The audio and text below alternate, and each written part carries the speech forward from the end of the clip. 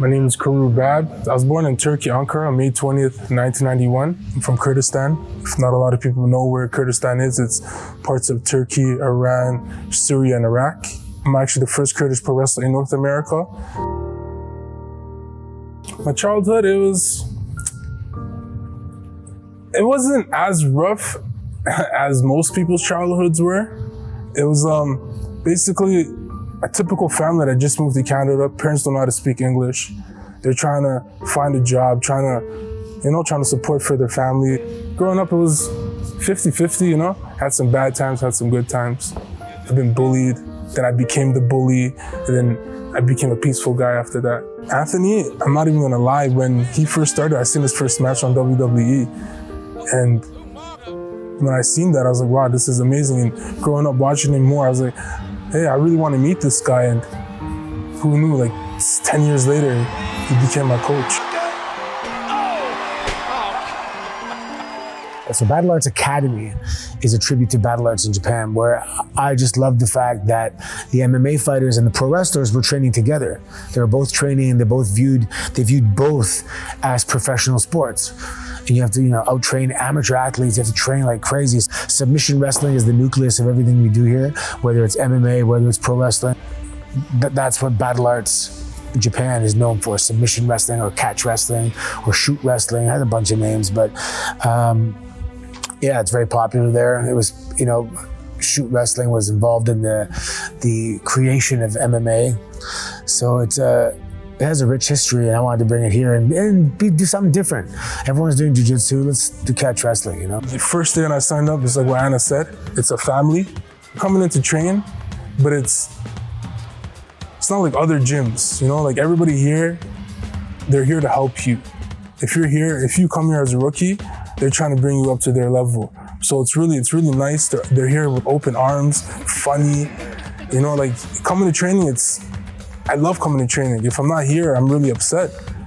Coming here, whatever stressors you have in your mind, as soon as you exit that door going onto those mats, it's gone. Because the people you're around, the energy that's here, it's uplifting. There's no negative energy. All the negative energy is gone. It's out the door. He's one that comes in and does have the ability and the potential to make it very far. And then he has an interesting backstory. And if you don't know international politics, Kurdistan has gone through a lot, and they've come here to Canada for a better life. And that, reminds me of my parents came here from post-World War II, Italy, my dad, and here for a better life. And that's what Canada is all about. So there's a story there.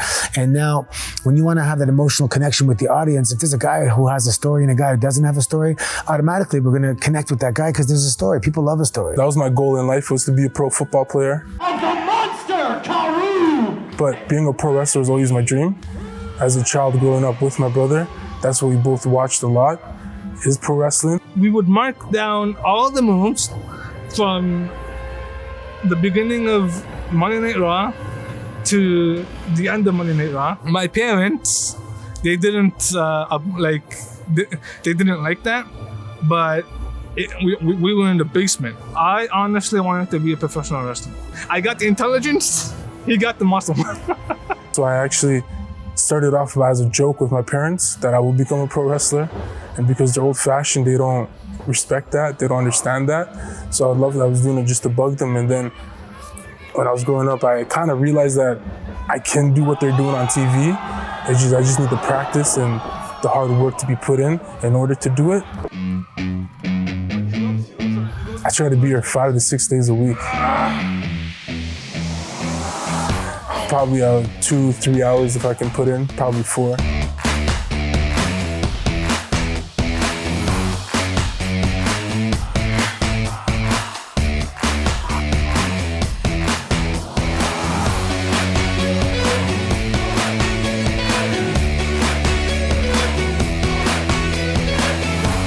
I never heard this guy once ever say that we did something great. He would never say that. You say good, okay, which is nice, because he doesn't have to dish out compliments. You know, he doesn't give you a free compliment. You really have to earn a compliment from Anthony. You got to be ready every single day from now to that time. So it's really a marathon. It's not a sprint, and you have to, you know, get your body constantly in a little better shape, get your wrestling a little better, just constantly trying to improve. The learning curve's gonna die off a little bit. You know, he's learned the vast majority of what he's gonna need, but now he just has to start fine tuning and experience.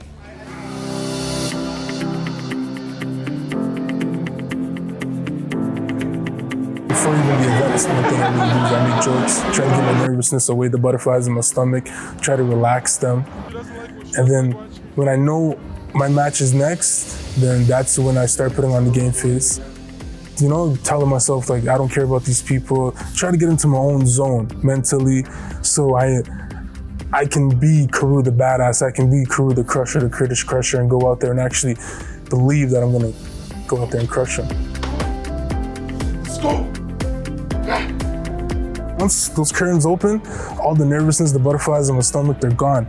I'm ready to fight. Literally, in my mind, I really believe it's a fight that I'm going into. Go on and live my dream that I wanted to do, and just pursue it for yourself. Hopefully the right people see him and see what I see, and he gets hired and moves down to the States and has a wonderful experience. 10 years, headline WrestleMania, make it to the WWE.